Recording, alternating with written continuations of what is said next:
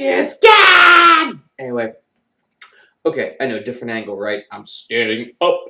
I'm not down. I'm up. I'm here. I'm me. Okay.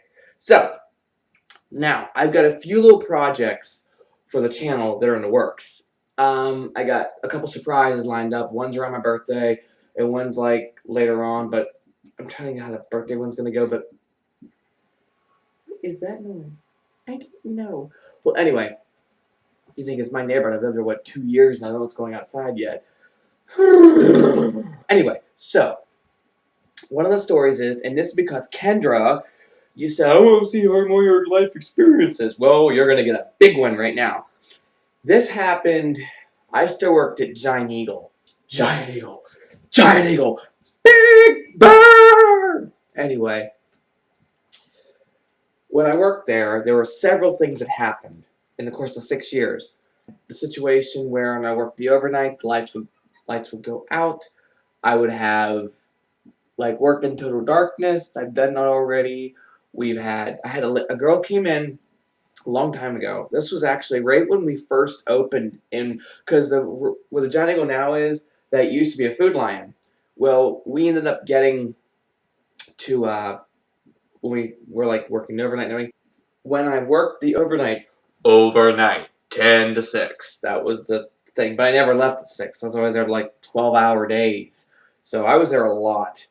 And one of the cool things is these little stories that I got of it. Like 3 years of working in the overnight, you'd be amazed at what came out of it. So what I'm going to do is tell you a couple of those. We had a girl one night. We were working like down by where the frozen food and stuff is, that side of the store. And they locked the doors in the front. Well, at 3 a.m., we go up and unlock because the bakery girls come in and they start baking stuff. So by like 6, 8, they had like 3 hours to get the pies baked and everything's at 7 o'clock, everything's ready to go. Well, we heard this noise by the bread outs, clear down by the pharmacy. At the time, it was Eagle Video, you know, where the videos are. It was clear down here. I go walking down. I'm like, what is that? There's not a bread vendor here. I didn't leave anybody in from like the back of the store. I go up. There's this girl, and she's sitting on the ground. This is like 3 o'clock in the morning, sitting on the ground, stuffing her face with rice cakes. And I'm like, hello? And she's like, just glazed out. She was under the influence. She's drunk. She's hammered. She's smashed. She's tanked. She's under the influence of alcohol. She is all sorts, but not the underfluence. Under the influence of rice cakes. I listen. In fact, they eat rice cakes like that. They be like them new pig things where they just soak up everything, you know. So I go up front to call the cops. Who else am I gonna call? And I'm walking up, and I hear this boom, boom, boom, boom, boom, boom, boom, boom, boom, boom, boom, and I'm like, "What is that?" I go up, and the door. Now, mind you, she pulled it open. So the door's like this wide, and there's a guy pounding a big dude. And I'm like, can I help you? He goes, is she here? And I'm like, who? He goes, the girl that left the car over there. And I'm like, what? He goes, it's my kid. I'm like, what? I'm trying to figure out what the hell he's talking about. Here, I bring him in the store, I walk him down, and he looks at her, and he's like, on the verge of exploding. He picks her up, and he looks at me and goes, I have a tow truck called to come get her car. I said, what are you talking about? Wait, well, what? He's, like, dragging his daughter. Like dragging. This happened back in, like, 2000, like, when I first started. This was, like 13 years ago. He's dragging his daughter through the store. I mean, these rice cakes are stuck to her face, and I was like, really? I'd never seen her before. Here she's from Northern Bedford. I come to find out. She got a car for her birthday, which was like earlier that day. Somehow she got drunk. Go figure. Singing in the coat, like, you know, couldn't help ourselves. Here her parents got her a car. It was a stick shift, but she was so drunk, she was trying to get home or something of that nature. Somehow got in our parking lot that she would sit there for a while. Here, apparently she took a nap to, you know, sleep this off. Well, apparently she woke up and thought she could drive home, and she ended up driving like where Roots in the Cove right now. She ended up taking her car out through that and basically doing so many donuts because it had rained. She got her car stuck and she basically junked the transmission. So that was that little number. Speaking of the parking lot, we had a situation where people leave their carts in the parking lot. Well, the evening kids weren't bringing the carts in. Well, it was snowing and everyone's freaking out to go home. So the carts would be there and the plow truck would come through and he would just smash. And I've seen carts go. They're like they're at the time they were like $150 a cart. Nowadays I think they're probably like 300, but they just go flying. But another little tidbit as far as giant eagle life that I lived was one night. I got a phone call. And I was off work that night. Thank God. I went home and I didn't recognize the number. And a friend of mine who I didn't get clearance for this story, so I'm going to leave it as a girl that I knew. And my phone is just text away. But just ignore that. I get a phone call. Can you come get me? I'm like, where are you? And she says, I'm out in King, like Claysburg, Queen King area, like way out there. And I'm like, okay, can you come get me? My car will not run. I'm like, okay. So I drive out. I don't know how I found the place, but I drive back in through this address was out beyond God's knowledge. Like, it's just, it was in the sticks. It was like Williamsburg with the blue hole. It's like out there, like, if you didn't know it was there, well, thanks to Google Earth, you could find it, but you wouldn't know it otherwise. So I drive out there in my Explorer, my Eddie Bauer. I felt bad for it. Drove the whole way out there, and there must have been 50, 60 kids. Underage, mind you. And I'm like, oh, lovely. And I see her car, and I'm like, sure, she's sitting there waiting in front of me. And I'm like, hey, what's going on? She goes, it won't start. I'm like, what? She goes, I pulled up here. I went to run in to drop his stuff off. She goes, I didn't know there many kids would be here. She goes, I just wanted to leave. And her car won't start. And here, I'm like, what do you mean? And it won't start. I'm like, you got here. Well, she pops the hood and I look at, here's someone while she went inside, crawled in her car and gunned it so much that they ripped it off the motor mounts. I don't know how this happened, but it did. So I'm like, get your stuff. I'll just take you, whatever. She goes, let me run back in and get everything. I'm like, okay, cool. And she went to explain to him she was leaving with me. Yak, yak, yak, yak, yak. Okay, everything's cool right now. It's all good. I'm there leaning against my vehicle, waiting. And these people are just hammered. These kids are so intoxicated, high and drunk and whatever else they're doing. And I see this one car that these two are walking towards, and they're not doing too good, They're kind of embraced, well, sort of, and these two people were, at one point, I watched them go from holding on each other, like crawling on each other, like, how do I say this in a very tactful way? But, it was like two drunk monkeys, just badass gorilla sex. They were just, and I was like, whatever. He gets in the car, and I'm like, they're gonna leave? And I didn't want to interrupt, but yet I knew I had to. And I'm like, are they really going to leave? She is trying to get around the back of the car. Like, she's back there holding on to his spoiler. She's not doing too good. And all of a sudden, he fires the car up. And I'm like, oh, this is going to end. This can only end in tears. And he somehow put it in reverse and ran her over. Now, mind you, my first thought is, he ran her over. I'm the only sound-minded, sober person here that I'm aware of. I got one eyeball, and I noticed, and I'm thinking, I gotta go to court. All these things going through my head, and I'm like going, it's like he didn't even notice she was back there, ran her over, and I'm like going, oh my God, and I look at him going, wait a minute, and I went, ha! Now mind you, those of you that know me, I have a big mouth on me, like big mouth. I'm just like, I don't know how to explain it. I basically short-circuited myself. And I went, hey! And he's like laying around. Can't see her because he's currently on top of her. And I'm like, hey! And he's like, what? I'm like, you just ran over your girlfriend. He went, what? and he puts it in drive and runs her back over. I'm thinking she's dead. I just witnessed vehicular homicide on private property in the middle of nowhere. And he goes, winds the window. I'm like, hey, I'm like losing my mind here. And he's like, what? I'm like, you just ran over your girlfriend twice. And he's like, what? I ran over to the car.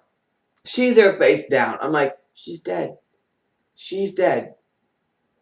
How am I going to explain this? You know, And I'm like, and he is now completely coming unglued. I mean, he is just, crisis intervention needs to take effect now. And I'm like, buddy, and I'm like going over, I'm going, don't touch her, that kind of thing. Just make, I'm going, hey. She picks her head up. And I'm like, no way. I'm like, are you okay? And she looks at me and goes, what happened? And I'm like, you just were run over by your boyfriend twice. And she's like, well, I'm like, don't move. If you broke your legs or something, seriously, I got to call an ambulance, And she's trying to pick herself. I'm like, no, for real, just stay on the ground. And she's like, and I'm like, no, you don't understand. You need to not do this to me. You need to, just stay on the ground. Just stay there. I don't have a cell phone. So I had to, and the girl comes out of the house and she's looking at me like, what the hell happened? I went, ugh. So I'm like trying to maintain it, and all these kids are starting to congregate. I'm like, people, seriously, I need someone to call 911. And she's like, do you want me? I'm like, what? She goes, there's no phone service. I'm like, there's no phone service. How'd you call me? She went, the people that have a phone. I'm like, she had a phone on her.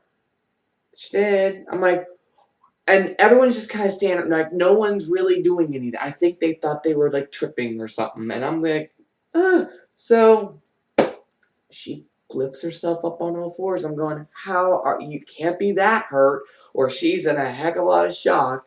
And I'm like, no, really, you need to stop me. I almost want to push her back down, but she gets back up. She's holding the back of the car. And I'm like, no, really. I said, can you please, and I'm like, I can't let her there. It's like, ugh. So I'm like, we got to take her to the hospital. Because, I'm the responsible person in this situation. Okay, fine.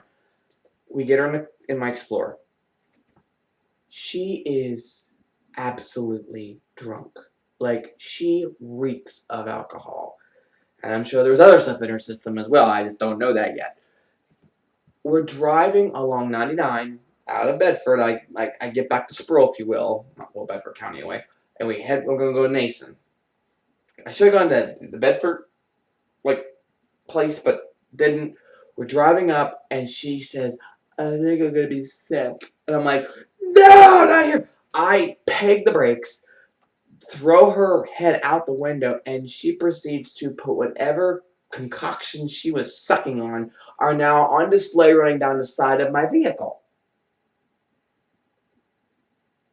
I was not impressed. I'm like, just don't get on my leather. All I can think of is going to the car wash after I go to the hospital, and I'll power wash it. I will treat my vehicle with a lot more respect if it just, because it's stomach acid and all that stuff, and I don't want to rip the paint off. Bird crap does the same. I don't want to go down there. So we're going down with her, and she goes, I'm going to throw up. And I'm like, peg brake, soccer mom arm on her head, out the window, and she's just pewing her guts out. And I'm like, really? Is this happening to me? So she seems to get her cookies back together, or what was left of them, and we're going down the road. Now, mind you, we get by East Free, where the big flag is, going around the bend there, where Central Hydraulics is now, and she's not doing so good. And I'm like, not on the exit ramp. Guess what we pulled off? And and it came up again. Now, I don't know what that side of my vehicle looks like. I just know that she has, in her own little way, colored it in a very creative fashion. Ugh. So we go up to Nason. I walk in and go, look, there's a girl in my vehicle. She is intoxicated. She is underage, I believe. She got hit by a car twice. I need a stretcher. And the girl, I don't know who she was, but she went, where is she? I went, in my vehicle. They go out, and I didn't want to, but they went through her, and they pulled out she had her purse and stuff with her. And I had to go through it, and they're like, you know her name? I'm like, I don't know anything about her. And I gave them my side of the story, and I gave my information.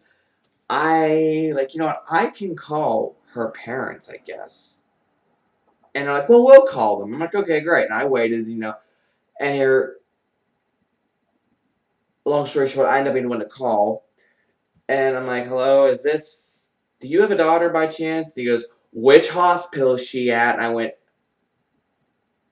sir, do you know who this is? No, but which hospital? I'm like, well, we're Nason. And he goes, I'll be there in 10 minutes. I'm like, really? Well, he shows up. This real tall, lanky guy walks in, and I look at him. I'm like, you could just see he was not impressed. And I said, hi, are you here for the daughter? They got the phone. I'm trying to make sure he's the right guy. And he goes, yes, I am. I'm like, okay. I said, and I told him the story, and he goes, oh, blah. And he was understanding with me. He was thankful I brought her to the hospital. I'm like, yeah, sure, no problem. This lady walks out. I don't know who she is. She walks out, big puffy curly hair thing kind of thing. It was like this Farrah Fawcett meets Tina Turner thing, and it wasn't happening. She needs to go to Becky's New Effect and let them do her up again because she was seriously lacking. I mean, this was just not funny anymore. This was just, I mean, holy Aquanet failure. I mean, I don't know what wind tunnel she was flying down in, but she was like, the Frankenstein wife that her hair's like with the little lightning bolts. That was more fashionable than what this girl had dying on her head. I don't know what creature she mimicked, but let me tell you something. It was not flying with me. So it was just a sin. And that's all I could see. This person walked up and I was like, mop head. Do you remember the fry guys from McDonald's that had the three little fry dudes? It was like that. Even the McDonald's things. I mean, and no offense, nothing against the girl. I know she was in her scrubs and all, but her shoelaces had more sex appeal. But anyway, so she walks up and she talked to the father, assuming that's who it was, talked to him, and she's like, oh, her name, and they're going over it. Now getting at her name to clear it, so I can't say it, but she goes, oh, blah, blah. And the girl's in a stretcher over there, so we kind of walk over. She goes, oh, blank, blank. You were here 3 months ago for a detox. I looked at the father and I said, here's my contact information. I'm going home. I went home, got a little bit of sleep, got up. I thought I had to go to work, but all because someone was like, come pick me up. Next thing I know, my vehicle needed a car wash. Someone got run over. I never did hear anything more. In fact, I kept it hush hush if maybe something would have come in the paper or word would have spread around the cove because we know how the gossip pages fly around there. Never heard anything out of it. So I was like, oh, okay, sure, fine. So that was that little number. But as far as other Giant Eagle stories, we had a night that the fire company liked to show up on occasion. And my mother and the neighbor where I lived at, the neighbor, they had scanners, like fire rescue scanners, when you hear the whistle go off and you listen to it. Well, the one night I was there, it was like the first cold snap we had that year going into fall. And all summer long when the air conditioning runs, it sucks in dust and, pollen and everything. Well, when it gets the first cold snap, the heat kicks on. The heat unit part does. And it burns off the dust, but it sets off the fire alarm. And the phone rings from the company that is a security company for the store, and you have to tell them if it's a false alarm, and if so, what's the password, and they will reset it. Otherwise, they don't know that you know, and then they'll send a fire company. I'm like, and I didn't take the phone call. The other guy I work with did. And he went, hello, Giant Eagle. And he said, oh, this is blah, blah, blah. Do you blah, blah, blah, blah, blah, blah, blah, blah, blah, blah, blah, blah, blah, blah. And he went, no, it's just the roof unit. We know what it is. I heard him say this. It does this. And he goes, all right, 1 minute. And he went to put him on hold. And he actually hung up. He goes, do you know what the password is? Which I knew. And I said, yeah. And he picked up and he hung them up. 2 seconds later, we're going to go back to the roof unit. We're going to see how bad it is. We're halfway back. The wind must have been blowing perfectly that night. We're halfway back, the freezer out, and the whistle goes off. And next thing I'm like, I guess I'll go because I need the fire chief and everybody. I'm like, I'll go up and I'll be like, talking to them. They all, full company, shows up and they look at me and I'm like, hi. He goes, what's going on? I'm like, the roof unit, it does this. And I explained it to him. He's okay, cool, no problem. I go home and my mother and the neighbor were both like literally in bed to hear this. Station 6, do you have an automatic fire alarm at a Roaring Spring Giant Eagle? And they both thought, what did Kenny do now? I was like, wowzers. So, but that's that. What else little thing I could mention? It's crazy. It's absolutely. I mean, they told me old stories from the store when they were down where McDonald's is and Dollar General is now. That years and years. This was back when I wasn't even a twinkle in my mother's eye. I haven't. I had these stories basically are stories from back before I even sprang from my mother's loins. You know, that kind of thing. So apparently the watermelon truck would show up. This was again years ago. We're talking probably back in the 50s. The watermelon truck would show up. Well, it came from Georgia, and apparently this big black stack, just huge hulkish black dude, and he had a truck that was nothing but watermelons. Well, they would stop at the store, and the store would buy some money off of them, and he would unload them. They were all wet because they had dew all over them, you know, because they'd been driving up and dew in the morning. Well, I was told stories about how it wasn't so bad at the beginning because he would chuck the watermelons at you. Okay, he'd be chucking them, and you capture them. Well, there was a downside to this. The farther back the truck you went, the harder you to throw them, and your arms are lathered up in morning dew. And you grab one and just fly right out and crash into the wall. And I guess if you were new to this, there was quite the mess. There was melon devastation on the dock. So that sounded like fun, didn't it? And then they had when the banana truck would come in. Bananas, they don't come in the dough boxes they do now. They came in like off of hooks, how they were clustered off the tree. Well, spiders and tarantulas would live in them. And they would take the hooks off. Well, the meat department and the produce department were back to back at the old store. They're not now. They're a little farther apart now.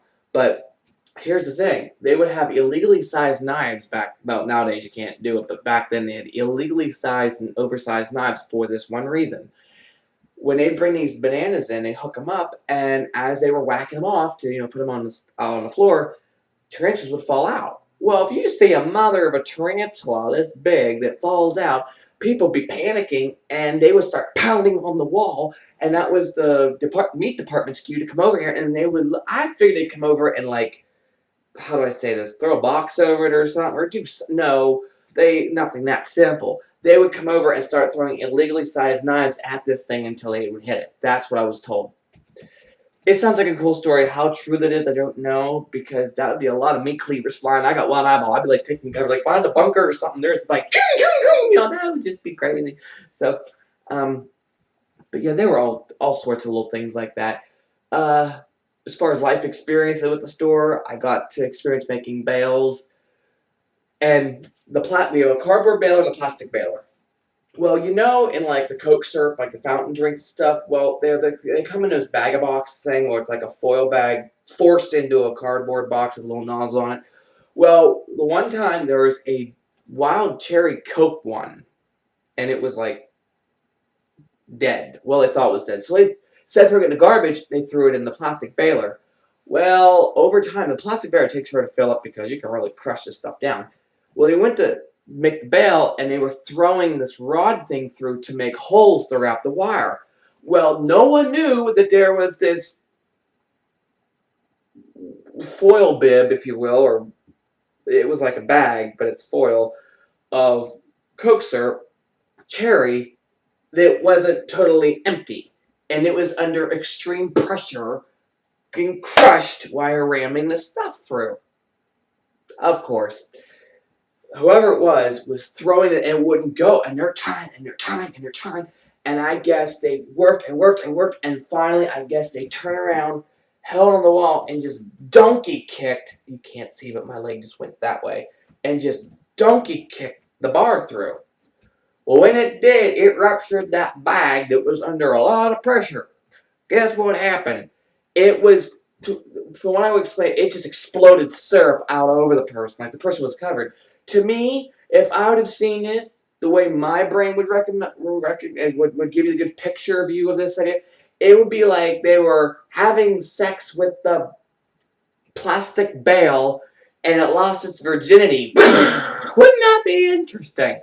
So I guess it left one heck of a mess. So that was that. So there was all sorts of little things that happened in the story that we got to witness and see and whatnot. So, but yeah, that's pretty much the big one. So hopefully, Kendra, There's a few little ones. I got more of these little things. This is stuff that I was thinking about earlier, like after I read your comments. So, in the meantime, that was a story about getting run over by a car, not me. I have been run over by a vehicle, though, in the Walmart Plaza. That's another story for another time.